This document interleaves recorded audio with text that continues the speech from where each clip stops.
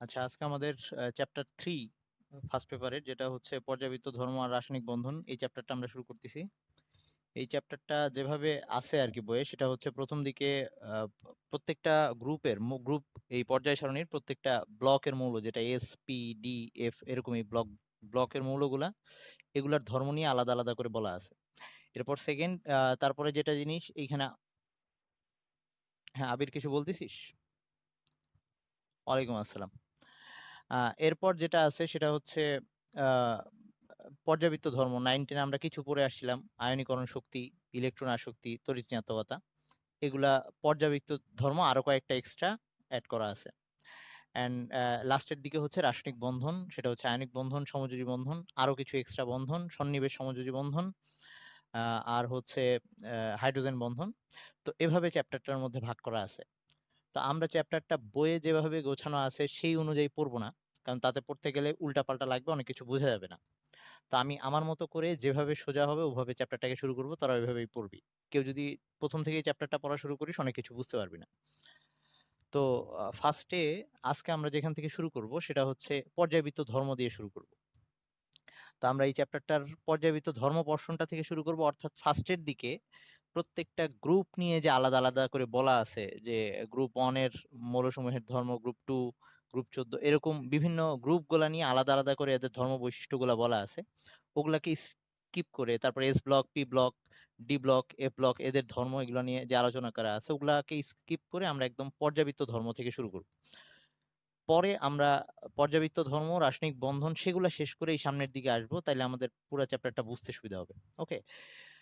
তো যেহেতু আমি পর্যাবৃত্ত ধর্ম থেকে শুরু করব, তো এই পর্যায় সারণী নিয়ে, হ্যাঁ কেমিস্ট্রি ফার্স্ট পেপার চ্যাপ্টার 3, পর্যাবৃত্ত ধর্ম থেকে শুরু করব। তাহলে আশা করি 9-10 যেহেতু পর্যায় সারণী ছিল, পর্যায় সারণী মোটামুটি মুখস্থ আছে সবার।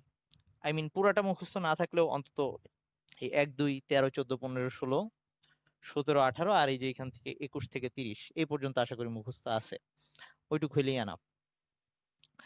তো আহ, এই পর্যায় সারণীরও ছন্দ লিখে দিব বা এগুলার আলাদা যদি কারণ দরকার হয় সেটা পরে। আজ ওই যে বললাম, যখন ওই এস ব্লক, পি ব্লক আলাদা করে পড়াবো সেই জিনিসগুলো আবার আসবে। কিন্তু আজকে শুরুই করবো আমরা পর্যায়বৃত্ত ধর্ম থেকে। ওকে। তো পর্যায়বৃত্ত ধর্মটা কি ছিল সেটা হচ্ছে আহ, এই মৌলের যেসব ধর্ম এই পর্যায় পারমাণবিক বা পারমাণবিক সংখ্যার সাথে সাথে পরিবর্তন হয়, মানে আর কি সহজ কথায় যে ধর্মগুলা পর্যায় সূত্রটা মেনে চলে। আমরা যে পর্যায় সূত্র পড়ছিলাম, ওই আধুনিক পর্যায় সূত্র, যে মৌলসমূহের ভৌত ও রাসায়নিক ধর্ম এদের পারমাণবিক সংখ্যা বৃদ্ধির সাথে সাথে পর্যায়ক্রমে আবর্তিত হয়। যে ধর্মগুলা এই সূত্রটাকে মেনে চলে সেগুলাকে আমরা পর্যায়বৃত্ত ধর্ম বলি। তো 9-10 আমরা কয়েকটা পড়ে আসছিলাম, সেটা হচ্ছে পারমাণবিক আকার ছিল, ধাতব ধর্ম, অধাতব ধর্ম, আয়নীকরণ শক্তি, ইলেকট্রন আসক্তি, এরকম ছিল। ওগুলাও এখানে আছে, আর একটু ডিটেলস আছে, তো সবই আমাদের পড়া লাগবে। তো আমরা প্রথমে এই পর্যায়বৃত্ত ধর্মের আজকে চেষ্টা করব আমি গলনাঙ্ক, স্ফুটনাঙ্ক আর পারমাণবিক আকারটা নিয়ে বলতে। তাইলে আপাতত আমি পর্যায় সারণীর এই কোন মৌল, কোন গ্রুপ, এইসব নিয়ে আর কোনো কথা বলতেছি না, একদম ডিরেক্ট ওখান থেকে শুরু করতেছি। তোরা পড়ার সময়ও এই জায়গাটা থেকেই শুরু করবি, নাইলে প্রথম দিকের কথাগুলো কিচ্ছু বুঝতে পারবি না। ওকে, আই মিন প্রথম দিকের কথাগুলো বুঝতে হইলে আমাদের শেষের জিনিসগুলো বুঝে আসতে হবে। তো আমি এখন বোর্ডে চলে যাচ্ছি।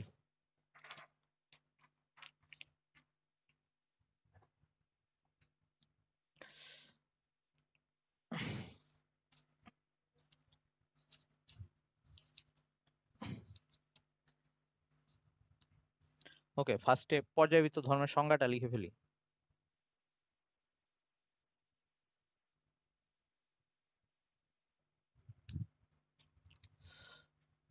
মৌলের যেসব ভৌত বা মৌলসমূহের লিখলে বেটার হয়। আচ্ছা, যেসব ভৌত ও রাসায়নিক ধর্ম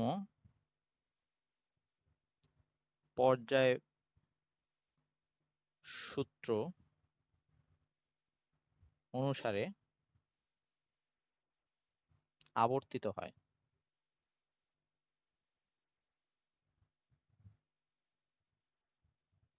সেসব ধর্মকে বা তাদেরকে পর্যায়বৃত্ত ধর্ম বলে।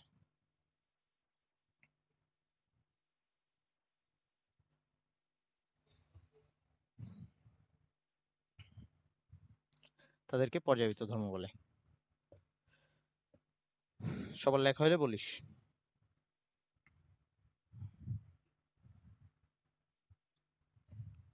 ওকে, তো এবার আমরা শুরু করতেছি। প্রথমে হচ্ছে আমরা এই পর্যাবৃত্ত ধর্ম বিভিন্ন রকম হয়, তোরা সেগুলো পড়ে আসছিস। তো প্রথমে আমরা যেটা দিয়ে শুরু করব সেটা হচ্ছে গলনাঙ্ক স্ফুটনাঙ্ক।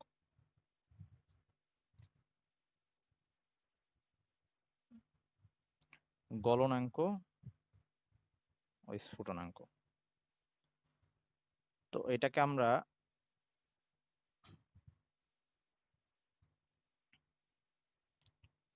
গলনাঙ্ক জানি মেল্টিং পয়েন্ট ইংলিশ, আর স্ফুটনাঙ্ক হচ্ছে বয়লিং পয়েন্ট। তো আমরা এটাকে শর্টে এমপি বিপি এভাবে লিখবো যখন লেখার সময়। ওকে, তো এবার আসি গলনাঙ্ক স্ফুটনাঙ্ক অ্যাকচুয়ালি কি জিনিস ছিল। যে আমরা একটা জিনিসকে যখন গলায় ফেলবো, গলাইতে চাই অ্যাকচুয়ালি, তখন কি করতে চাই অ্যাকচুয়ালি, যে ওই আহ, ওইটার মধ্যে যে কণাগুলো আছে সেই কণাগুলোর মধ্যে আন্তঃআণবিক দূরত্ব বা আন্তঃকণা দূরত্বটা বাড়ায় দিচ্ছি। ওকে, তো এখন কণা বা অণুগুলা, যেমন ধর আমরা যদি আহ, ধাতুর কথা চিন্তা করি, ধাতুর মধ্যে ধর একটা একটা সোডিয়াম ধাতুর খণ্ড যদি হয়, সোডিয়াম ধাতুর খণ্ড যদি এটা হয়, এর মধ্যে আমরা জানি ধাতুর মধ্যে ধাতুর পরমাণুগুলা ধাতব বন্ধন দ্বারা পরস্পরের সাথে আবদ্ধ থাকে, এটা আমরা জানি, 9-10-এ পড়ে আসছিলাম। ওকে, এরা সবগুলা পরস্পরের সাথে ধাতব বন্ধনে আবদ্ধ থাকে।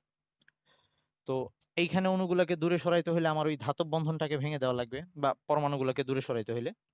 আবার যদি ইসের কথা চিন্তা করি, যে যেমন ধর আহ, সমযোজী যৌগ যদি চিন্তা করি, যেমন ধর মানে আর কি মূল ওই হাইড্রোজেন অক্সিজেন, এরা হচ্ছে অণু আকারে থাকে। তো হাইড্রোজেন এভাবে থাকে, এই একটা হাইড্রোজেন অণু H2,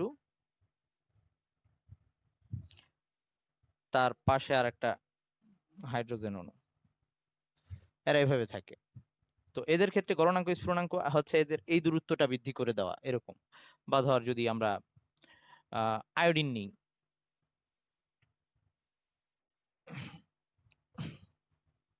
আয়োডিন নর্মালি কঠিন অবস্থায় থাকে, হ্যাঁ।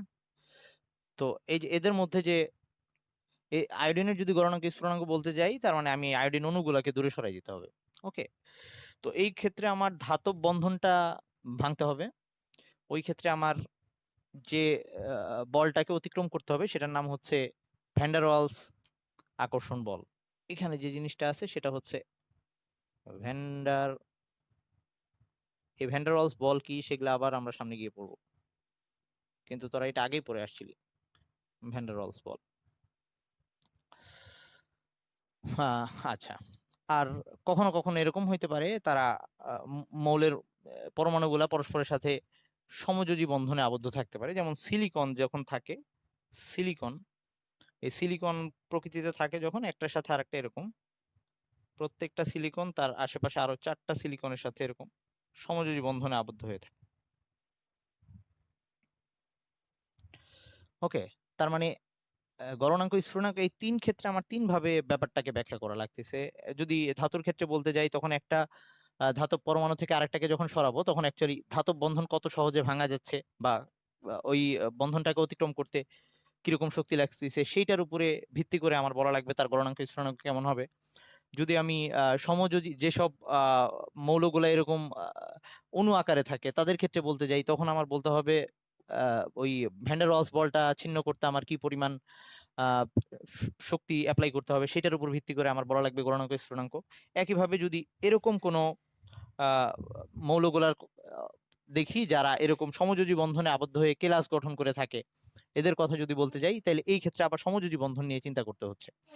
তো আমরা আসি একটা একটা করে আসি। তো প্রথমে যদি একটা আমরা যদি ধাতুর ক্ষেত্রে বলি, ধাতুর ক্ষেত্রে যদি বলি একটা গ্রুপ যদি বিবেচনা করি, ওকে, তাহলে আমি ফার্স্টে গ্রুপ ভিত্তিক ইয়াটা লিখবো আর কি, একই গ্রুপে কি অবস্থা হয় সেটা দেখবো, একই গ্রুপে উপর থেকে নিচে, এটার ক্ষেত্রে বলি একটু। একই, এই গলনাঙ্ক স্ফুটনাঙ্কের জন্য একই গ্রুপে।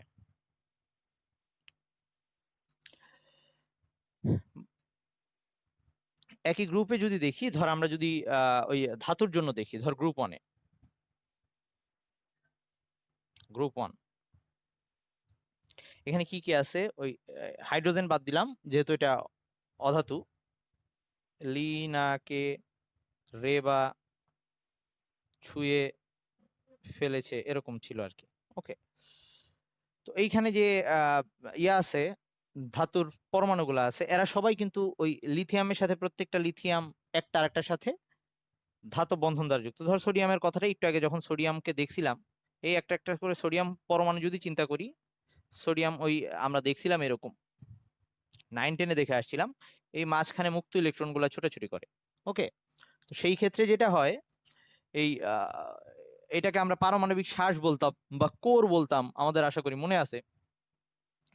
এই ইলেকট্রন, মুক্ত ইলেকট্রন যখন বের হয়ে গেছে, এখানে এই সোডিয়ামটা তখন সোডিয়াম প্লাস হয়ে গেছে, এই সোডিয়ামটাও সোডিয়াম প্লাস হয়ে গেছে, আর তার বাইরে শেল ইলেকট্রনটা এখন বাইরে। তাই এখন এই দুইটা একটা আরেকটাকে কিভাবে আকর্ষণ করে, এই প্লাসটা এই ইলেকট্রনটাকে টানে, আবার ওই ইলেকট্রনটা ওই প্লাসের টান খায়, মানে এরকম একটা অবস্থা। তার মানে একটা প্লাস এই ইলেকট্রনটাকে টানতেছে, আবার পাশের প্লাসটা এই ইলেকট্রনটাকে টানতেছে, এর মাধ্যমে দুইটার মধ্যে একটা বন্ধন হয়েছে, এইটা হচ্ছে ধাতব বন্ধন। এটা নিয়ে আরো ডিটেলস পড়বো আমরা সামনে। তখন এখন আমি যদি এই গ্রুপের ক্ষেত্রে চিন্তা করি, ধাতুর ক্ষেত্রে আমার এদের গলনাঙ্ক স্ফুটনাঙ্ক বেশি হবে কখন, কম হবে কখন, এটা বা কিভাবে চেঞ্জ হবে সেটা যদি চিন্তা করি, তাহলে আমরা জানি উপর থেকে যত নিচে যাই গ্রুপে, আস্তে আস্তে আকার বড় হইতে থাকে। তাহলে ধর আমি মোটামুটি এরকম একটা শেপ দেখাইলাম, আস্তে আস্তে বড় হচ্ছে আর কি, এরকম নিচের দিকে আস্তে আস্তে পরমাণুর আকার বড় হইতে থাকে। তো এই যে পরমাণুর আকারগুলো বড় হচ্ছে, তাতে কি অবস্থা হচ্ছে দেখ, এই প্লাস এই ইলেকট্রনটাকে টানবে। এখন যদি এই পরমাণুর তুলনায় এরকম একটা বড় পরমাণু হয়, তখন কি হবে, এই যে মাঝখানে যে ইলেকট্রনটা আছে, এই ইলেকট্রনটাকে টেনে ধরার ক্ষমতাটা কমে যাবে না? ডিস্টেন্স বেশি হয়ে গেছে না মুক্ত ইলেকট্রনটা থেকে নিউক্লিয়াসের? কথা কি বোঝা যায়? সবাই কি বুঝতেছিস ব্যাপারটা? এই আকার যত বড় হয়ে যাবে, এই নিউক্লিয়াসই বাইরের ইলেকট্রন গুলাকে টানতেছে আকর্ষণ করে। তো এই নিউক্লিয়াসের যে চার্জটা বাইরেরটাকে টানবে ওই ইলেকট্রনটাকে, কারণ নিউক্লিয়াসের প্রোটন গুলা, ধরো ওই যে এখন সোডিয়ামের ভিতরে 11টা প্রোটন আছে, বাইরে 10টা ইলেকট্রন, আর এই যে এখানে একটা ইলেকট্রন আসছে। তো এই নিউক্লিয়াসের 11টা প্রোটন মিলেই কিন্তু যদি সোডিয়ামের কথা বলি, ওই 11টা প্রোটন মিলেই কিন্তু এই ইলেকট্রনটাকে টানতেছে। তাইলে এখন যদি আকার বড় হয়ে যায়, নিউক্লিয়াস থেকে ওই মুক্ত ইলেকট্রনটার দূরত্ব বেশি হয়ে যাচ্ছে, তাহলে তখন আকর্ষণ বলটা কমে যাবে না? কথা কি বোঝা যায়? আচ্ছা, তাইলে ব্যাপারটা কি দাঁড়াচ্ছে, যতই আমি উপর থেকে নিচে যাচ্ছি একই গ্রুপে ধাতুর ক্ষেত্রে যারা ধাতব বন্ধনে আবদ্ধ, যত পরমাণুগুলোর আকার বাড়তিছে, ওই তাদের নিউক্লিয়াস থেকে মুক্ত ইলেকট্রনটার দূরত্ব বেড়ে যাচ্ছে, আই মিন তাদের এই দুইটা পরমাণু নিউক্লিয়াসের মধ্যে দূরত্ব বেড়ে যাচ্ছে, এরকম একটা অবস্থা। তো এর ফলে তাদের, বা আকার বেড়ে যাওয়ার ফলে আরেকটা কাহিনী হচ্ছে, তাদের ওই ইলেকট্রন ঘনত্বও কমে যাচ্ছে এখানে। আচ্ছা, ওটা না চিন্তা করে আমরা এভাবেই চিন্তা করি, এই যে মুক্ত ইলেকট্রনটাকে যে ধরে রাখবে, তার মানে আকার বাড়ার সাথে সাথে তাদের মধ্যে এই ধাতব বন্ধনের শক্তিটা বা ধাতব বন্ধনটা দুর্বল হচ্ছে বা হ্রাস পাচ্ছে। তার মানে উপর থেকে নিচে গেলে গলনাঙ্ক স্ফুটনাঙ্ক বাড়বে না কমবে? বাড়বে না কমবে? একটু অ্যান্সার দে। কমতে থাকবে। ওকে, তাহলে এটাকে এভাবে লিখলাম আমি। তাহলে ধাতুর ক্ষেত্রে একই গ্রুপে উপর থেকে নিচে গেলে, যেহেতু আস্তে আস্তে আকার বাড়তে থাকবে পরমাণুগুলার, তখন প্রত্যেকটা পরমাণুর নিউক্লিয়াস থেকে মুক্ত ইলেকট্রনের দূরত্ব বেড়ে যাবে, আই মিন তাদের ধাতব বন্ধনটা আস্তে আস্তে দুর্বল হয়ে যেতে থাকবে। এইটুক নিয়ে কারো কোনো কোশ্চেন আছে?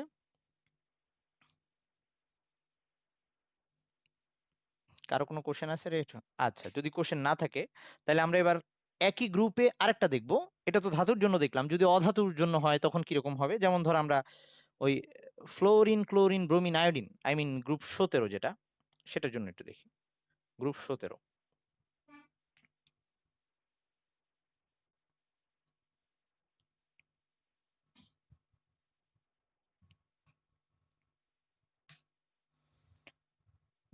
কিন্তু এটা কিন্তু একটা অর্ডার মেনটেন করে উপর থেকে নিচে হ্রাস পাচ্ছিল। তো এখন যদি গ্রুপ 17 এর কথা চিন্তা করি, ফ্লোরিন, ক্লোরিন, ব্রোমিন, আয়োডিন।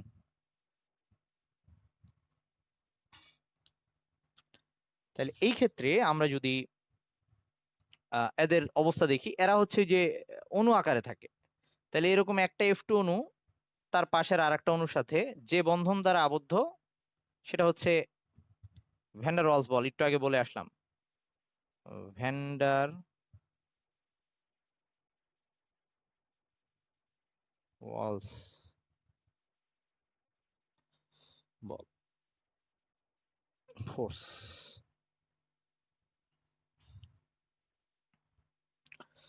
ওকে, এই ভ্যান ডার ওয়ালস ফোর্সের আবার বৈশিষ্ট্যটা কি? আচ্ছা, আগে আমি পরেরটা এরকম আরো কয়েকটা আঁকি। তাহলে ক্লোরিনের আকারটা একটু বড় হবে, অণুর আকার, একই সাথে তার আণবিক ভরও বাড়বে।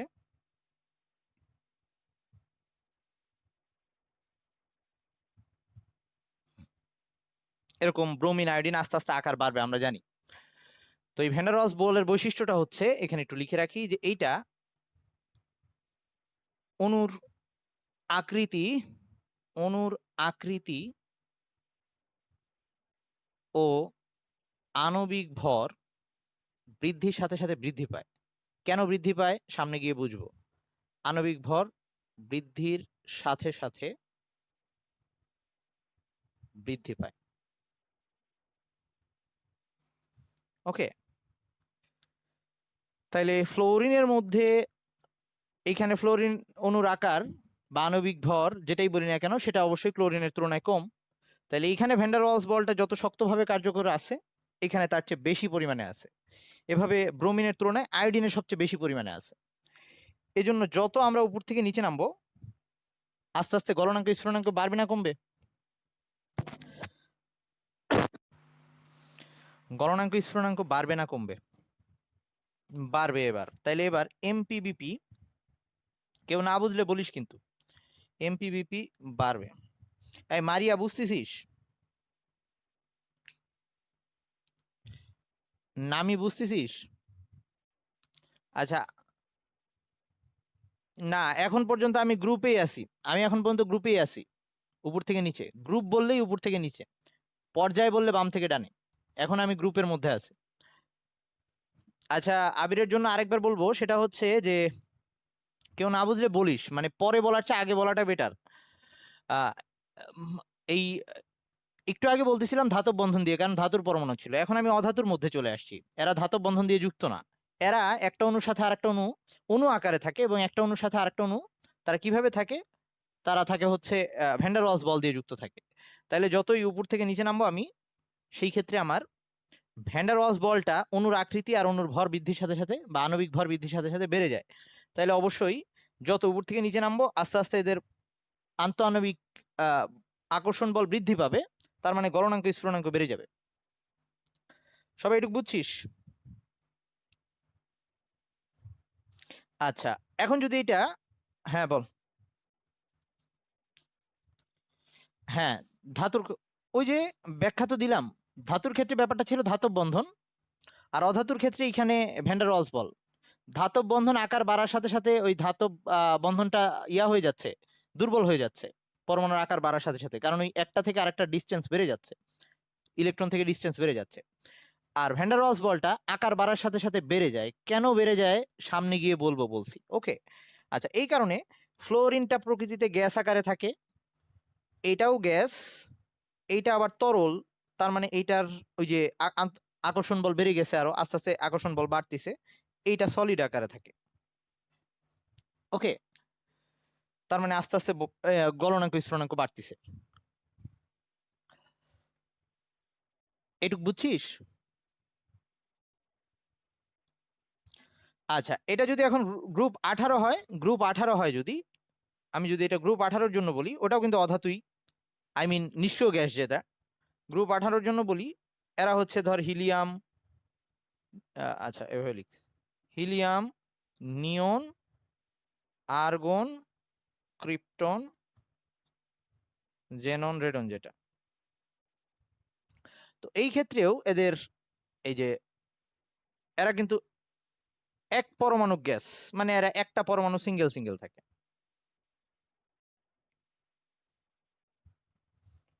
নিয়ন আকার একটু বাড়ে, বাট সিঙ্গেল সিঙ্গেল থাকে। ওকে, তাদের মধ্যেও যে দুর্বল বলটা, সেটাও ওই গ্যাসের অণুর মধ্যে সবসময় ভ্যান ডার ওয়ালস বলটাই কার্যকর থাকে। তার মানে এখানেও ভ্যান ডার ওয়ালস আকর্ষণ বল। তো এই ক্ষেত্রেও একই অবস্থা হবে, যে যদি আমরা উপর থেকে নিচে যাই, ভ্যান ডার ওয়ালস বলের মান আস্তে আস্তে বাড়বে, কারণ এই যে ভর বৃদ্ধি পাবে এদের। এক এক পরমাণু, এক পারমাণবিক গ্যাস যদিও, কিন্তু এদের সবাই আই মিন এদের আকার বৃদ্ধি পাচ্ছে। আকার বৃদ্ধি পাওয়ার কারণে ভ্যান ডার ওয়ালস বল বেড়ে যাবে এবং আস্তে আস্তে তাদের গলনাঙ্ক স্ফুটনাঙ্ক বাড়বে। যদিও এরা নর্মালি গ্যাসই থাকে তো সব সময়, কারণ এদের মধ্যে আকর্ষণ অত্যন্ত কম। তো এই নিষ্ক্রিয় গ্যাসটা নিয়ে ওভাবে আলোচনা করা হয় না, তবু এই ক্ষেত্রে এরকম ব্যাপারটা হবে আর কি, ওই একই ব্যাপারটা ফলো করবে একটু আগে যেটা ছিল। আচ্ছা, এতক্ষণ গ্রুপ নিয়ে পেঁচাল পারলাম, এখন আমরা পর্যায়ে চলে যাচ্ছি।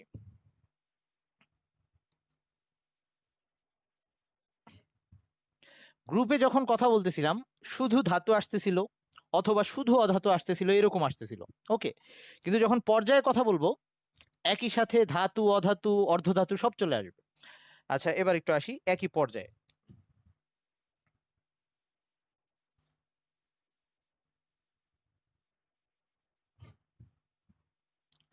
তো একই পর্যায়ের ক্ষেত্রে তোদের বেশিরভাগ ক্ষেত্রেই গ্রুপ তিন, তৃতীয় পর্যায়ে বলে আর কি। তো আমরা ওই 3 নাম্বার পর্যায়টাই দেখি, যে প্রথমে হচ্ছে Na, তারপরে Mg, তারপরে হচ্ছে Al, Si, phosphorus, sulphur, chlorine, argon, এরকম একটা অবস্থা। যদিও অনেক সময় ওই আর্গন পর্যন্ত আর যায় না, ক্লোরিন শেষ করে দেয়, মানে নিষ্ক্রিয় গ্যাসটাকে বাদ রাখে। তো এবার যদি আমাদের দেখতে হয়, তাহলে কিন্তু এবার একটু সিঙ্গেল সিঙ্গেল করে চিন্তা করতে হবে। এই পর্যন্ত কিন্তু এরা সবাই ধাতু, আই মিন এদের ধাতব ধর্ম।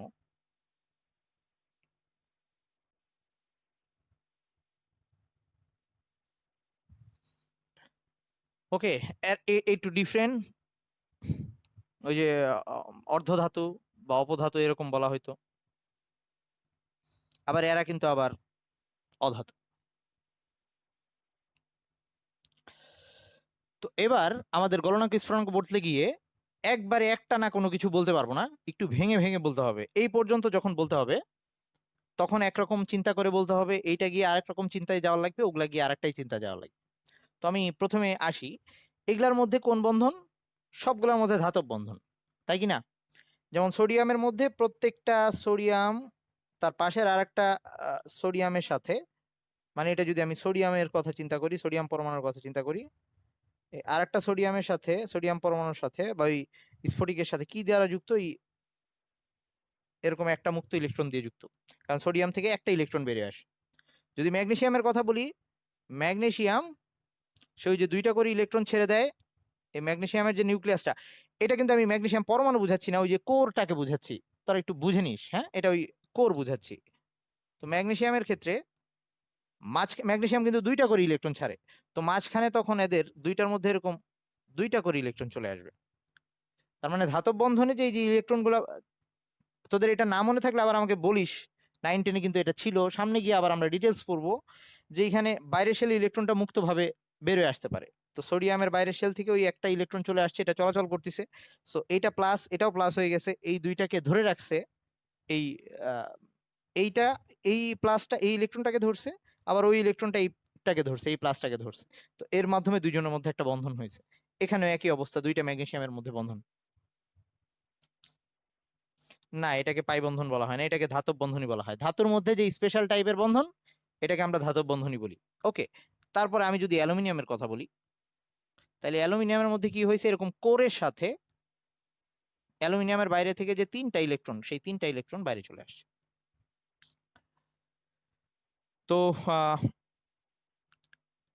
তোদের ধাতব বন্ধনটা ক্লিয়ারলি মনে আছে না? আমার একটু বলা লাগবে, আবার একটু বলতো। আছে, আচ্ছা ঠিক আছে তাইলে। আচ্ছা, আবার একটু বলে দিব। আচ্ছা সবাই কি, আচ্ছা ঠিক আছে তাহলে একটু মনে করাই দিই ধাতব বন্ধনটা কি ছিল। ধাতব বন্ধনটা ছিল এই ধাতুর পরমাণুর মধ্যে ধর আমরা এরকম করে চিন্তা করি, এই ধাতুর খণ্ডের মধ্যে এরকম গুলা পরমাণুগুলো আছে। ওকে, তো আমরা এইভাবে চিন্তা করি, এটা একটা কলোনি, ধর ক্যান্টনমেন্টের ভিতরে যে কলোনি থাকে আর কি, রেস্ট্রিক্টেড কলোনি, ক্যান্টনমেন্টের ভিতরে, আর্মি ক্যান্টনমেন্টে যদি যাই, এগুলো হচ্ছে ওই আর্মি ক্যান্টন, ওই কলোনির মধ্যে যে বিভিন্ন ব্লক থাকে, বিভিন্ন বিল্ডিং থাকে, সেই বিল্ডিং গুলা এগুলা। ওকে, এরকম যদি চিন্তা করি, এবং এটা একটা রেস্ট্রিক্টেড কলোনি, তার মানে এখান থেকে আউটসাইড কেউ সহজে ঢুকতে পারবে না, সেনাবাহিনীর ক্যান্টনমেন্ট গুলাতে বাইরের কেউ চাইলে ঢুকতে পারে না। তো এখন এইখানে এই প্রত্যেকটা বিল্ডিং যদি চিন্তা করি, তার মানে আমি চিত্রটাকে এখন এভাবে আঁকতেছি, এগুলা হচ্ছে কলোনির ভিতরে এক একটা বিল্ডিং বা ব্লক, এবং বিকাল বেলা যেটা হয় কলোনির গুলোর একটা কমন দৃশ্য, সেটা হচ্ছে পিচ্চি বাচ্চারা এখানে বেরোয় এসে খেলাধুলা করে বিকালবেলা, এবং সেখানে বাইরের পিচ্চি বাচ্চা আসার কোনো চান্স নাই, কারণ সেটা রেস্ট্রিক্টেড এরিয়া, ওখানে যা আছে সবই ভিতরের স্টাফদেরই, সেনাবাহিনীর লোকজনেরই পোলাপান। ওকে, ব্যাপারটা এরকম।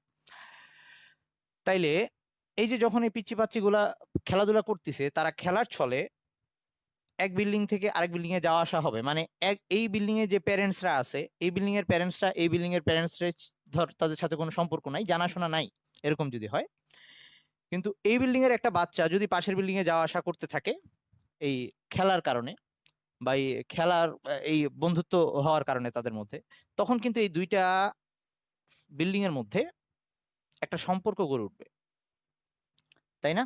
ব্যাপারটা তো এরকম, এই দুই প্যারেন্টস একজন আরেকজনকে জানবে আর কি, তাদের মধ্যে জানাশোনা হবে। ওকে, তার মানে এই দুইটা বিল্ডিং এর মধ্যে সম্পর্কটা করে দিচ্ছে কে? এই পিচ্চিগুলা। ওকে, আচ্ছা, এই পিচ্চিগুলা যে এখানে সম্পর্ক করে দিচ্ছে, এই পিচ্চিগুলার বৈশিষ্ট্যটা কি? ধর তুই যদি বাইরে থেকে হুট করে, তুই বাইরের লোক, ওকে, যে ক্যান্টনমেন্ট ভিজিটে গেলি, এখন বাইরে থেকে ক্যান্টনমেন্টে ঢুকলে, ধর দেখলি একটা বাচ্চা এই বিল্ডিং এর সামনে দাঁড়ায় আছে, তুই কিন্তু কনফার্ম বলতে পারবি না যে ওই বাচ্চাটা ওই বিল্ডিং এর, এটা তুই বলতে পারবি না, কিন্তু তুই এটা বলতে পারবি যে বাচ্চাটা এই কলোনির, কারণ রেস্ট্রিক্টেড কলোনিতে বাইরের বাচ্চা আসার কোনো চান্স নাই। এটুক সবাই বুঝছিস? আচ্ছা, এটা যদি বুঝিস, তাইলে আমাদের এই ধাতব বন্ধনের মধ্যে সেম ব্যাপারটা হচ্ছে। তাহলে এখানে কি হচ্ছে, বাচ্চাগুলা তাদের বাসার থেকে বেরিয়ে আসতেছে, কিন্তু পার্মানেন্টলি যে মানে আর কি বাসা এরকম না, কিন্তু এই বাচ্চাগুলা এই বাসা এইখানে ওখানে যাইতে পারবে। ওকে, তার মানে বাচ্চাগুলো এই পুরা ক্যান্টনমেন্ট এরিয়ার মধ্যে ছুটাছুটি করতে পারবে। তো কিন্তু তখন বাইরের কেউ এসে যখন দেখতেছে বাচ্চাগুলা কোন বিল্ডিং এর, এটা বুঝতে পারতেছে না, কিন্তু এটা বুঝতে পারতেছে যে বাচ্চাগুলো এই ক্যান্টনমেন্ট এরিয়ার। একইভাবে ধাতব বন্ধনের মধ্যে প্রত্যেকটা পরমাণুর বাইরের শেল থেকে ইলেকট্রনটা এরকম বেরিয়ে আসতে পারে, ইলেকট্রনটা বাইরে বেরিয়ে আসলো, কিন্তু বেরিয়ে আসার পর সে আর ওখানে থাকতেছে না, এরকম ছোটাছুটি করতেছে, এটা এখানে চলে যেতে পারে, এটা আবার এখানে আসতে পারে, এখানে যেতে পারে, মানে এরা এই জায়গায় থাকবে, কোথাও একদম স্পেসিফাই ওখানে থাকবে না, ও এখান থেকে এখানে চলে যাবে, পাশের জন্য আসবে, আবার ওখানে ছোটাছুটি করতে থাকবে। তো তখন এই 9-10 বইয়ে এরকম একটা লাইন লেখা ছিল যে ইলেকট্রনগুলা কোনো নির্দিষ্ট পরমাণুর অধীনে না থেকে, সমগ্র ধাতব খণ্ডের হয়ে যায়। যেমন এখানে বাচ্চাগুলা কোনো নির্দিষ্ট বিল্ডিং এর অধীনে না থেকে পুরা এরিয়াটার হয়ে গেছে। কথা একটু মনে পড়তিছে? এই ওকে, এখন শোন। ওকে, তার মানে এই দুইটা বিল্ডিং এর মধ্যে বা দুইটা পরমাণুর মধ্যে সম্পর্কটা কে করে দিচ্ছে? ওই বাচ্চাটা, পিচ্চিটা, বা এখানে হচ্ছে মুক্ত ইলেকট্রনটা। এখন আসি, এই বিল্ডিং থেকে এই বিল্ডিং এ ধর একটা ফ্যামিলির একটা বাচ্চা যাওয়া আসা করে, ধর শুধু পিচ্চিটা যায় আর কি, এরকম। তো তখন ওই বিল্ডিং এর মধ্যে যেরকম ইন্টারাকশন, ওই দুই ফ্যামিলির মধ্যে যেরকম ইন্টারাকশন হবে, যদি এরকম হয় ওর আরো একটা ভাই বোন যাওয়া আসা করে, তাইলে ইন্টারাকশনটা আরো একটু ভালো হবে। মানে একই ফ্যামিলি থেকে যদি দুইজন বাচ্চা এরকম বিল্ডিং এর মধ্যে যাওয়া আসা করে, আই মিন মেম্বার আরো বেশি যদি ওই বাসায় যায়, তাইলে একজন যদি এই দুই বিল্ডিং এর মধ্যে যাওয়া আসা করে, তখন দুই ফ্যামিলির মধ্যে বন্ডিংটা যেরকম হবে, ওই বাচ্চা যদি তার অন্য ভাই বোনকেও নিয়ে যায়, তখন বন্ডিংটা আরো বেশি দৃঢ় হবে। তার মানে এই ক্ষেত্রে বন্ডিংটা আরো ভালো। তিনটা আসলে সেই ক্ষেত্রে আরো বেটার হবে। তার মানে বন্ডিং যত এরকম মেম্বার যত যাওয়া আসা বাড়তিছে বিল্ডিং এর মধ্যে, বন্ডিং তত ভালো হচ্ছে, তার মানে মুক্ত ইলেকট্রনের সংখ্যা যত বেশি হবে ধাতব বন্ধন তত শক্তিশালী হবে।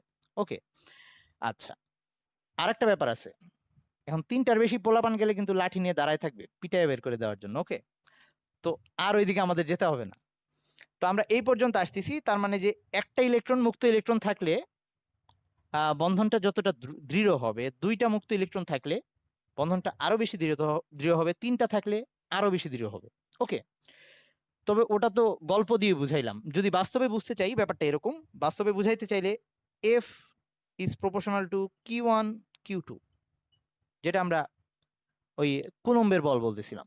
তো চার্জের গুণফল যত বাড়ে আকর্ষণ বল তত বাড়ে। একটা ইলেকট্রন একটা পজিটিভ, তাদের গুণফল 1 × 1, 2টা ইলেকট্রন 2টা পজিটিভ, ম্যাগনেসিয়াম প্রত্যেকটা 2+ করে, এখানে প্রত্যেকটা সোডিয়াম প্লাস আর এই ম্যাগনেসিয়াম হচ্ছে 2+, এরকম। তাইলে এই ক্ষেত্রে চার্জের গুণফলটা 4, এই ক্ষেত্রে 3 3 9, তার মানে চার্জের গুণফল বাড়তিছে, তাদের মধ্যে আকর্ষণ বল তত বাড়তিছে। এটুকু বুঝছি সবাই?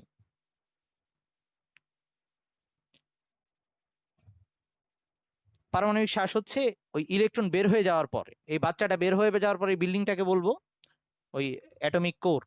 এই যে এটা হচ্ছে অ্যাটমিক কোর, বের হয়ে যাওয়ার পর যে অংশটা আছে, আই মিন বাইরেশিয়াল ইলেকট্রন বাদ দিয়ে নিউক্লিয়াস সহ বাকি ইলেকট্রন গুলা সব মিলে আমরা ওটাকে অ্যাটমিক কোর বলি। বুঝছিস? আচ্ছা, তাহলে আমরা একটু মিটিংটা এন্ড দিয়ে আবার জয়েন করতেছি। ওকে, তার মানে প্রথম এই যে এই 3টা ধাতুর ক্ষেত্রে আস্তে আস্তে যত ডান থেকে বামে যাব, সরি বাম থেকে যত ডানে যাব, আস্তে আস্তে সোডিয়াম ম্যাগনেসিয়াম আর অ্যালুমিনিয়ামে পর্যায়ক্রমে গলনাঙ্ক স্ফুটনাঙ্ক বাড়বে। ওকে, তাইলে এই লাইনটাকে আমি এভাবে লিখে দিচ্ছি,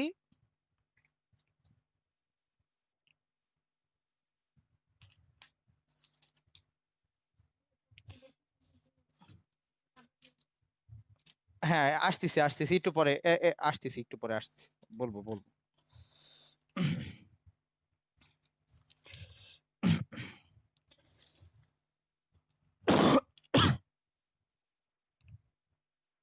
ওকে, তাহলে এটা লিখি যে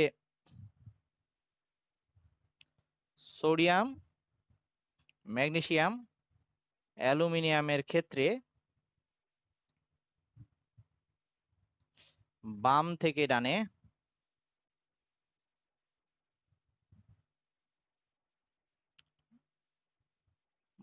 মুক্ত ইলেকট্রন সংখ্যা বৃদ্ধির সাথে সাথে এমপিবিপি বৃদ্ধি পায়। এমপি বয়লিং পয়েন্ট স্ফুটনাঙ্ক বৃদ্ধি পায়। আমি শর্টকাটে লিখতেছি, বিপি বাড়ে। রিজন কি? কারণ তখন ধাতব বন্ধন শক্তিশালী হয়ে গেছে। ওকে, শক্তিশালী হচ্ছে। ওকে, এখন সিলিকনে গিয়ে আমরা আর ওভাবে বলতে পারবো না যে সিলিকন 4টা ইলেকট্রন ছেড়ে দিছে। ওই যেটা আগে বললাম, 4টা বাচ্চা যদি এখন যাওয়ার চেষ্টা করে আরেক বাসায়, পুরা লাঠি নিয়ে দাঁড়ায় থাকবে ওই ফ্যামিলির বাপ মা সহ সবাই। ওকে, আচ্ছা, এখন আসি আমরা এইটার ক্ষেত্রে কি কাহিনী হয় এটা একটু বলি। তাহলে এবার সিলিকনে গিয়ে আর এই ধাতব বন্ধন ব্যাপারটা আর কার্যকর থাকতেছে না। সিলিকন কেলাস আকারে থাকে এবং এইখানে প্রত্যেকটা পরমাণু তার চারপাশে প্রত্যেকটা পরমাণুর সাথে এই সিলিকনের যোজনী 4টা যোজনী দিয়ে সিলিকন এভাবে আবদ্ধ হয়ে এরকম বিশাল একটা কেলাস গঠন করে থাকে। এটা চলতে থাকবে আর কি। তো সিলিকনের ক্ষেত্রে সিলিকন, তো তারপর এটা লিখতেছি যে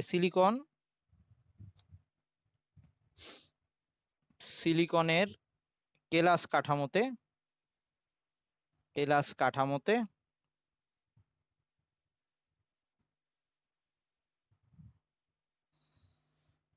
প্রতিটি সিলিকন পরমাণু অন্য 4টি সিলিকন পরমাণুর সাথে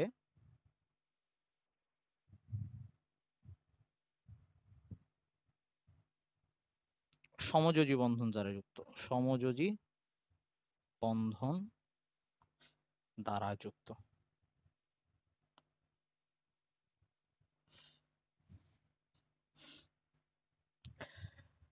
তাইলে সমযোজী বন্ধন দ্বারা যুক্ত, আগের বার আমাদের ধাতব বন্ধন ভাঙতে হইতেছিল। ধাতব বন্ধন মানে কি, মানে হচ্ছে স্থির তড়িৎ আকর্ষণ বল, যেটা খুবই কম ইসের তুলনায়, আই মিন। হ্যাঁ ভাই বল।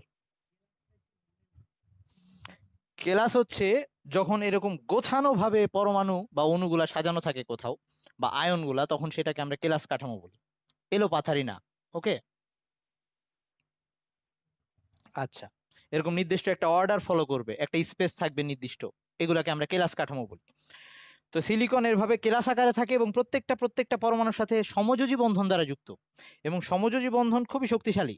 ওকে, এই তার মানে একটা সিলিকনকে আমি যদি এখান থেকে সরাইতে যাই, আমার কয়টা বন্ধন ভাঙা লাগবে দেখ। একটা সিলিকনকে সরাইতে গিয়ে একটা, দুইটা, তিনটা, চারটা করে ভাঙতে হবে। তার মানে অনেক বেশি শক্তি লাগতেছে একটা সিলিকন থেকে আরেকটাকে সরাইতে। তো এ কারণে, তো এটার পরে লেখ যে এজন্য সিলিকনের এমপিবিপি অনেক উচ্চ। এজন্য এজন্য সিলিকনের গলনাঙ্ক স্ফুটনাঙ্ক অনেক উচ্চ বা অনেক বেশি। তার মানে সোডিয়াম, ম্যাগনেসিয়াম, অ্যালুমিনিয়াম পর্যন্ত বাড়বে, সিলিকনে গিয়ে হুট করে অনেক বেশি হয়ে যাবে। ওকে, আচ্ছা, গলনাঙ্ক স্ফুটনাঙ্ক অনেক বেশি হয়ে যাবে। এরপর আবার পরের গুলোয় আসতেছি আমরা। এবার আবার অধাতু শুরু হয়েছে। তো এবার বলতে গিয়ে আবার, তো বুঝতেই পারতেছি প্রথমে সোডিয়াম থেকে সিলিকন পর্যন্ত পর্যায়ক্রমে বাড়লো। এবার আবার যেহেতু অধাতু আসছে, আস্তে আস্তে কমবে। আবার অধাতুতে গলনাঙ্ক স্ফুটনাঙ্ক এত বেশি হয় না, কিন্তু এইখানে রিজনটা বলতে হবে অন্যভাবে। তো এবার রিজনটা কিভাবে বলবো, রিজনটা এবার বলি। অধাতু এরা সাধারণত ওই যে অণু আকারে থাকে। ফসফরাস কিভাবে থাকে প্রকৃতিতে, ফসফরাস থাকে এরকম P4 আকারে, মানে চারটা ফসফরাস পরমাণু এরকম, পি পি পি পি, এরকম চারটা। এই যে প্রত্যেকটা ফসফরাস প্রত্যেকটার সাথে তিনটা বন্ধন দিয়ে যুক্ত, এটার সাথে তিনটা, আবার এটার সাথে, এটার সাথে তিনটা বন্ধন, আবার এটার সাথে একটা, এটার সাথে একটা, ওটার সাথে একটা। এভাবে চারটা ফসফরাস পরমাণু একসাথে থাকে। ওই যে যেমন বললাম যে অক্সিজেন, হাইড্রোজেন এরা দ্বিপরমাণু অণু আকারে থাকে, এরা চারটা পরমাণু একসাথে হয়ে এরকম অণু আকারে থাকে। তো এই ক্ষেত্রে আমার আন্তঃআণবিক দূরত্ব, মানে এইটার পাশ থেকে আরেকটা ফসফরাস অণু যেটা পাশে আছে, সেটাকে আমি এখানে আঁকতেছি।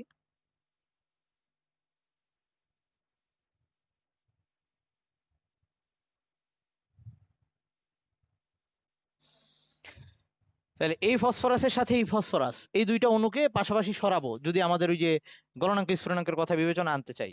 তাহলে ওদের মধ্যে, এই দুইটা অণুর মধ্যে যে বল কাজ করতেছে, এটা কি আবার সেই ভেন্ডার ওয়ালস বল চলে আসছে। ভ্যান্ডার ওয়ালস বল।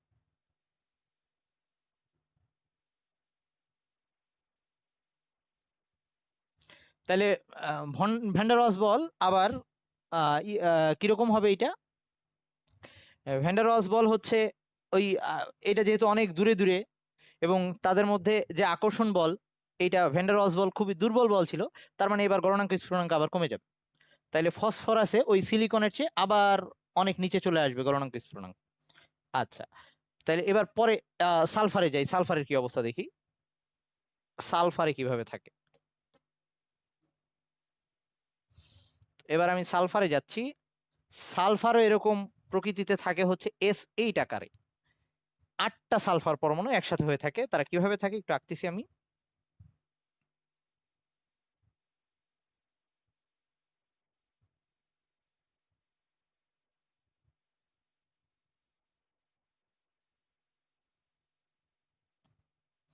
এই এখানে প্রত্যেকটা বন্ড দিছি, হ্যাঁ। এই সালফার পরমাণু আটটা এরকম একটা আরেকটার সাথে বন্ধন দ্বারা যুক্ত হয়ে এরকম একটা আণবিক কাঠামো গঠন করে। তো এরকম আরেকটা সালফার পরমাণু, সালফার পরমাণু বলতেছি, সালফার অণু, সেটাও এখানে আঁকতেছি আমি।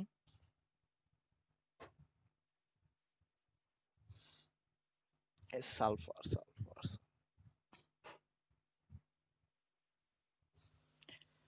তো এই দুইটার মধ্যে আবার বন্ধনটা কি, ভ্যান্ডার ওয়ালস বল। আচ্ছা, ভ্যান্ডার ওয়ালস বলটাকে আমি ছোট করে VWF দিয়ে দেখাচ্ছি, হ্যাঁ। তাহলে এটা হচ্ছে VWF, ভ্যান্ডার ওয়ালস বল। তাইলে এবার আমরা আসি, ফসফরাসের তুলনায় সালফারের ভ্যান্ডার ওয়ালস আকর্ষণ বল বেশি হবে না কম হবে। বেশি হবে, কারণ আমরা বলছি ভ্যান ডার ওয়ালস বল কিসের উপর নির্ভর করে? অণুর আকৃতি, অণুর আকার যত বড় হয় এবং ভর যত বেশি হয়, এখানে ভর বেশি হবে। আচ্ছা, তাইলে ফসফরাসের তুলনায় সালফারের গলনাঙ্ক স্ফুটনাঙ্ক বেশি হয়ে যাবে। ওকে, তাহলে আমি এটা লিখি যে তার মানে পরবর্তী ব্যাপারটা সেটা হচ্ছে ফসফরাস ও সালফারের ক্ষেত্রে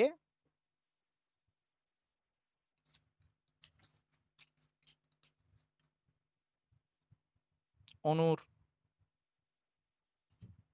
আকৃতি বৃদ্ধির সাথে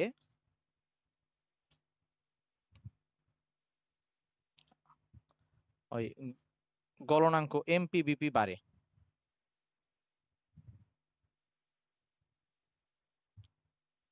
ওকে, কিন্তু সিলিকনের তুলনায় কিন্তু ওদের আবার কম, কারণ ভ্যান ডার ওয়ালস বল দুর্বল। ওকে, আচ্ছা, এবার ক্লোরিনে আসি। ক্লোরিনেও একই অবস্থা, কিন্তু ক্লোরিন থাকে জানি আমরা Cl2 আকারে থাকে। তাইলে ক্লোরিনের ব্যাপারটা হবে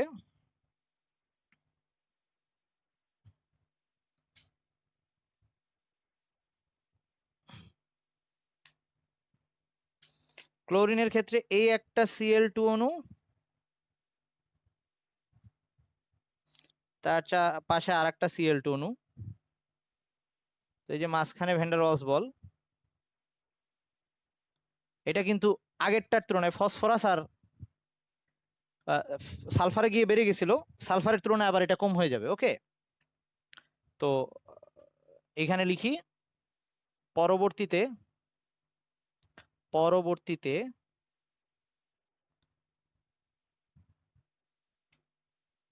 ক্লোরিনের ক্ষেত্রে, বা এগুলা Cl2 আকারে লিখতে পারি আমরা, হ্যাঁ। আচ্ছা, এখানে P4S8 এভাবে লিখতে পারিস। আর এখানে Cl2 এর ক্ষেত্রে Cl2 এর জন্য Cl2 এর জন্য এমপিবিপি হ্রাস পায়, ওই একই রিজন, যেহেতু অন্যর আকার আবার ছোট হয়ে গেছে। এন্ড ফাইনালি লাস্টে হচ্ছে আমাদের আর্গন। আর্গন একলা একলাই থাকে, কিন্তু ভ্যান ডার ওয়ালস বল থাকে। তো এদের মধ্যে যে VWF van der Waals force, এটা আবার এটার তুলনায় কম, এবং আর্গনে আর্গনের ক্ষেত্রে সর্বনিম্ন হয়, এটা লিখে দিলাম। আর্গনের ক্ষেত্রে সর্বনিম্ন হয়। তার মানে প্রথমে ব্যাপারটা এরকম হইলো যে ফসফরাস থেকে সরি সোডিয়াম থেকে সিলিকন পর্যন্ত বাড়লো, তারপরে আবার কমা শুরু করছে, তারপরে কমছে, মাঝখানে খালি একটু ব্যতিক্রম হয়ে গেছে। S8 এর আকৃতিটা ওই P4 এর চেয়ে বড় দেখে ওর মানটা একটু বড় হয়ে গেছে, কিন্তু নর্মাল অর্ডারটা কিরকম, যে প্রথমে বাড়ছে তারপরে আবার হ্রাস পাইছে, এরকম হচ্ছে অর্ডারটা। ওকে, আচ্ছা, এইটুক পুরাটা হ্যাঁ, মানে এখন এগুলা আচ্ছা, একটা ব্যাপার, এমনি নর্মালি ওটা তো ক্লোরিন আর্গন তো গ্যাস, আর পটাশিয়াম হচ্ছে ধাতু, কম তো হবেই, এ ব্যাপারে কোনো সন্দেহ নাই। ধাতু আর অধাতু যদি বলি, ধাতু আর অধাতুর মধ্যে ওই কি বলে নর্মালি তোর অধাতুর গলনাঙ্ক স্ফুটনাঙ্ক অবশ্যই ধাতুর তুলনায় কম হবে। পি দিয়ে ফসফরাস বোঝায়, হ্যাঁ অবশ্যই ওদের তুলনায় কম। ফসফরাস ফসফরাস আর সালফারের তুলনায় অবশ্যই Cl2 আর আয়োডিন এই আর্গনের গলনাঙ্ক স্ফুটনাঙ্ক অবশ্যই কম। ওকে, কারণ এখানে এই চারটার মধ্যে যদি চিন্তা করি, P4S8 Cl2Ar, S8 এর গলনাঙ্ক মানে গলনাঙ্ক স্ফুটনাঙ্ক ওই চারটার মধ্যে সবচেয়ে বেশি, তারপরে P4 এর, তারপরে ক্লোরিন, তারপরে আর্গন। আচ্ছা, এইটুক পর্যন্ত কারো কোনো সমস্যা নাই আশা করি, নাকি? বুঝছিস তো সবাই? আচ্ছা, তাহলে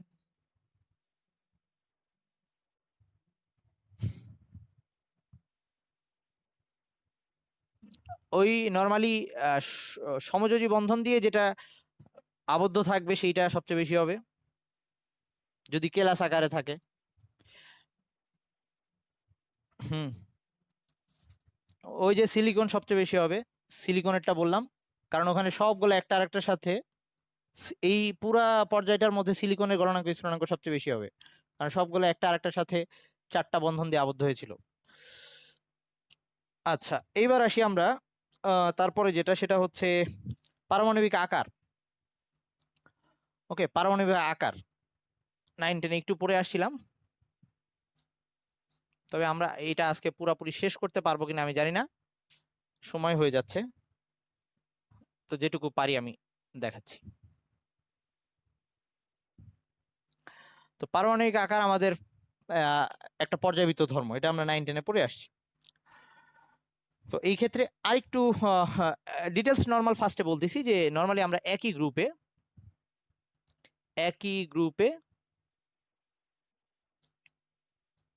উপর থেকে নিচে গেলে আস্তে আস্তে পরমাণুর আকার বাড়তো। ওকে, রিজন কি ছিল?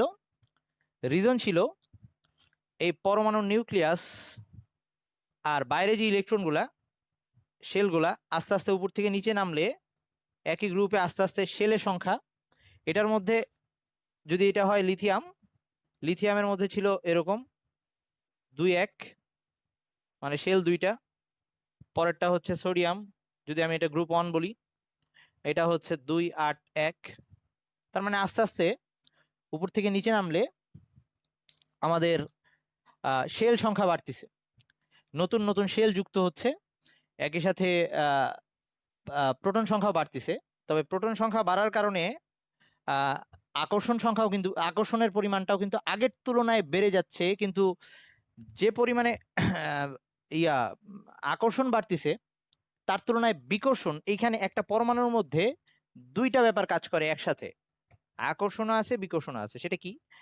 এই প্রোটনের সাথে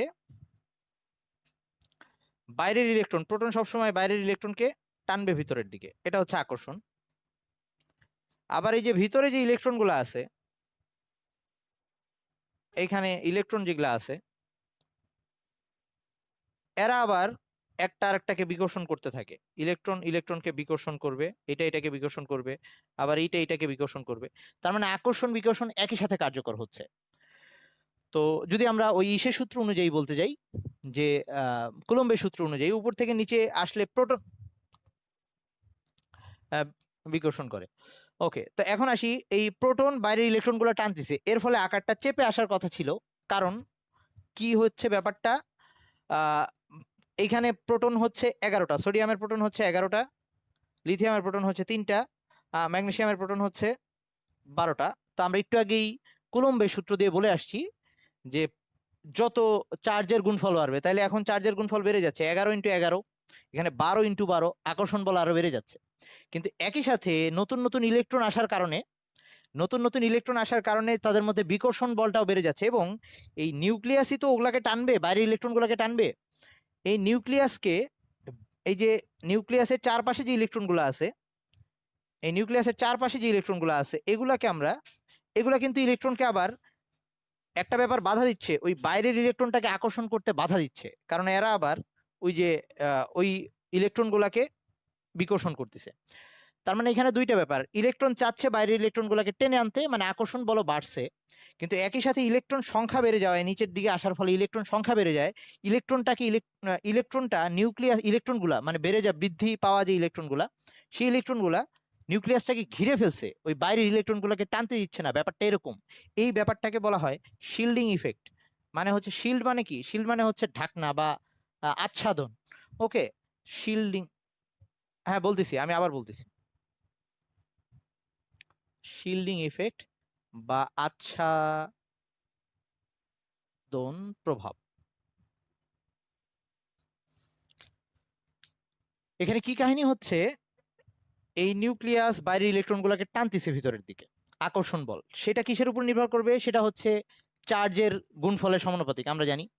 তো চার্জের গুণফল, ওই যে যদি আমি বলি যে প্রোটন এখানে 12টা, বাইরে ইলেকট্রন 12টা, এখানে প্রোটন 11টা, বাইরে ইলেকট্রন 11টা, তাহলে আস্তে আস্তে নিচের দিকে কিন্তু কুলম্বের বল অনুযায়ী ওই আকর্ষণ ধর্মী যে বলটা, ওটা কিন্তু বাড়তিছে।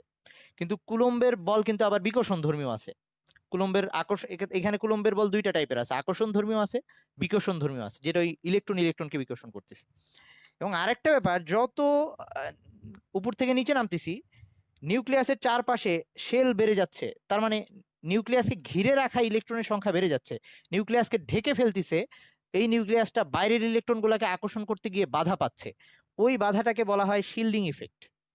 ওই বাধাটাকে বলা হয় শিল্ডিং ইফেক্ট। তার মানে উপর থেকে একই গ্রুপে উপর থেকে নিচে যাওয়ার সাথে সাথে যদিও প্রোটন সংখ্যা বৃদ্ধি পায়, এর ফলে বাইরের ইলেকট্রনের প্রতি প্রোটনের যে আকর্ষণ তার তুলনায় আচ্ছাদন প্রভাবে কারণে ওই আকর্ষণটা হ্রাস পায়। ওকে, এই কারণে আকারটা বেড়ে যায়, যে হারে টানতেছে সেই হারে আনতে পারতেছে না নিজের কাছে। ওকে, তাহলে আমি এই কথাটাকে এখানে লিখে দিচ্ছি, একই গ্রুপে উপর থেকে নিচে। আচ্ছা, আজকে আমি এইটুক পরে শেষ করব, নাইলে তোদের মাথা গরম হয়ে যাবে। মানে পারমাণবিক আকার এইটুক দিয়ে শেষ, উপর থেকে নিচে প্রোটন সংখ্যা বৃদ্ধির সাথে সাথে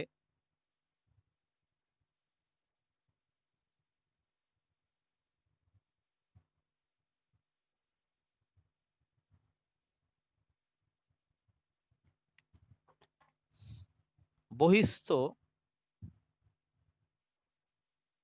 ইলেকট্রন, এটাকে আমরা ইলেকট্রন মেঘ আকারে বলবো। ওকে, ইলেকট্রন সবসময় মেঘের মতো থাকে, আমি কালকে ভিডিওগুলো দেখাবো। ইলেকট্রন আগেও বলছি অবশ্য, ইলেকট্রন মেঘের প্রতি নিউক্লিয়াসের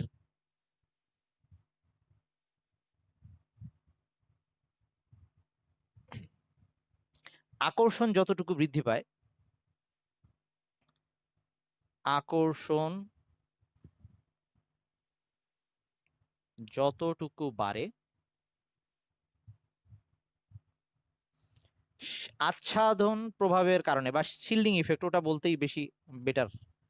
শিল্ডিং, শিল্ড বানানটাও তো মনে হয় ভুল লিখলাম। শিল্ড বানানটা কি ছিল, একটু ওয়েট, আই ই,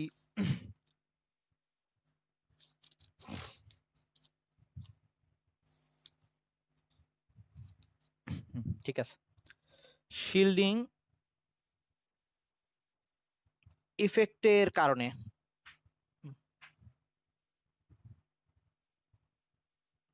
কারণে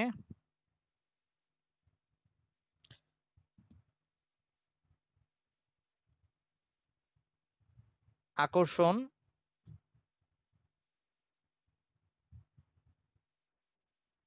বা বিকর্ষণ তার তুলনায় বৃদ্ধি পায়। বিকর্ষণ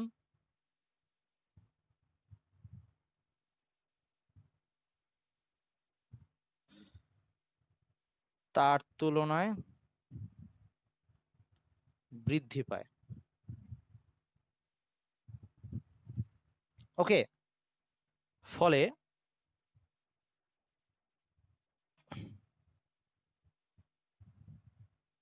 ফলে আকার আকার বৃদ্ধি পায়।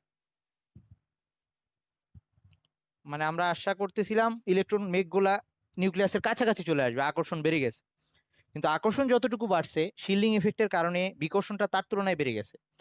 ওকে, ফলে আকারটা বৃদ্ধি পেয়ে যাবে, ওই ইলেকট্রন মেঘটা এত কাছাকাছি আসতে পারবে না। তাহলে এখন যেটা হবে, আমি আরেকটু ভালো করে তাহলে বুঝাই দিই যে শিল্ডিং ইলেকট্রন গুলা কি।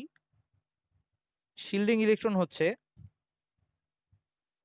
এটা যদি নিউক্লিয়াস হয়, এটা হচ্ছে যোজ্যতা স্তর। ওকে, যোজ্যতা স্তর একদম বাইরের শেল,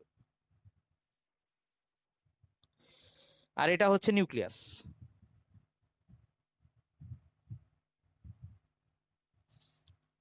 এই যোজ্যতা স্তর আর নিউক্লিয়াসের ভেতরে যত স্তর থাকবে, এখানে আরো যত স্তর থাকবে আর তাতে যত ইলেকট্রন থাকবে, সেই সব ইলেকট্রনকে আমরা একসাথে বলবো শিল্ডিং ইলেকট্রন। এবং এই ইলেকট্রনের কারণে যে বিকর্ষণটা আসবে সেটাকে বলবো শিল্ডিং ইফেক্ট। তাহলে যোজ্যতা স্তর ও নিউক্লিয়াসের মধ্যবর্তী স্তরে, এই মধ্যবর্তী স্তরগুলাতে, এই মধ্যবর্তী স্তরগুলাতে যে ইলেকট্রনগুলা থাকবে এগুলাকে আমরা বলবো শিল্ডিং ইলেকট্রন। শিল্ডিং ইলেকট্রন, যারা ঢেকে রাখছে নিউক্লিয়াসটাকে, যারা ঢেকে রাখছে নিউক্লিয়াসটাকে। এবং এই ইলেকট্রনগুলোর বিকর্ষণের কারণে বা এই ইলেকট্রনটা নিউক্লিয়াসকে ঢেকে রাখার কারণে আকর্ষণ বল যেটা হ্রাস পাচ্ছে, সেইটাকে আমরা বলতেছি শিল্ডিং ইফেক্ট। সবাই কি বুঝতে পারছিস এটুক? আচ্ছা, শেষ এই যে একই গ্রুপে লিখলাম, একই পর্যায়ে লিখে শেষ করে দিচ্ছি। একই পর্যায়ে তোরা এখন বুঝতে পারবি। এইটুক শেষ করবো, নাইলে এইটুক ঝুলাই রাখলে আমাদের এইটার মধ্যেই শেষ করতেছি, এই লেখাটার মধ্যেই শেষ করে দিতে পারবো। সো আমি পরের দিন আবার এই লেখাটা লিখতে যাচ্ছি না। একই পর্যায়ে বাম থেকে ডানে, একই পর্যায়ে যদি বাম থেকে ডানে যাই, তখন কিন্তু নতুন করে আর স্তর আসে না। তো শুধু বহিস্থ ইলেকট্রন মেঘের প্রতি নিউক্লিয়াসের আকর্ষণ বৃদ্ধি পায়, আকর্ষণ বৃদ্ধি পায়, ফলে এই যে আকার আস্তে আস্তে হ্রাস পাবে, বৃদ্ধি পায়, ফলে ইলেকট্রন মেঘ নিউক্লিয়াসের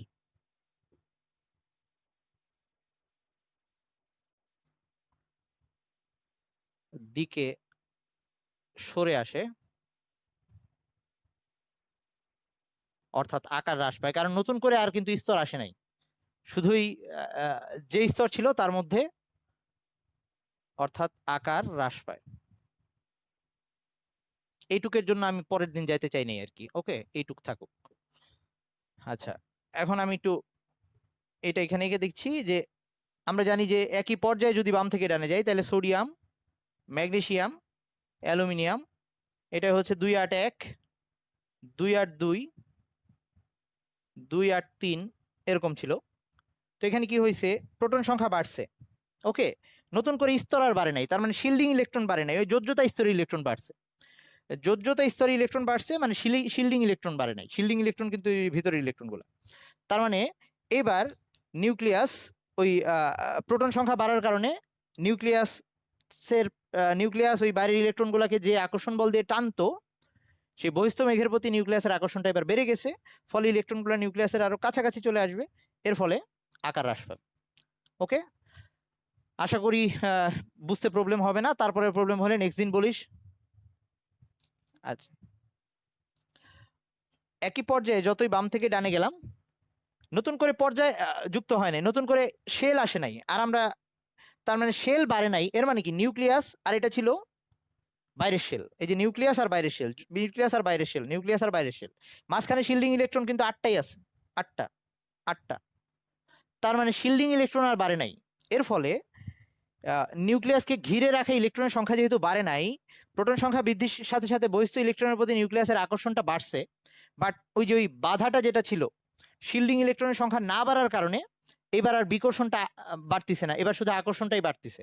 তো আকর্ষণ বাড়ার ফলে এই বাইরের যে ইলেকট্রনগুলো মেঘ আকারে ইলেকট্রনের এই নিউক্লিয়াসের চারপাশে ঘুরতেছে, এরা নিউক্লিয়াসের আরো কাছাকাছি চলে আসবে, ফলে স্তরগুলো আরো চেপে আসবে, এর ফলে আকার হ্রাস পাবে। সবাই একটু বুঝছিস? ওকে, ঠিক আছে, তাহলে থ্যাংক ইউ। আজকে এই পর্যন্ত থাকুক। চ্যাপ্টারটা আমি যেভাবে পড়াচ্ছি এভাবে না পড়াইলে খুব জটিল লাগবে। আগে মাতবরি করে যদি আগেই প্রথম থেকে শুরু করিস, কিছু বুঝবি না, চ্যাপ্টার বিরক্ত লাগবে, একই সাথে কঠিন লাগবে। ওকে, ভালো থাকিস সবাই, আল্লাহ হাফেজ।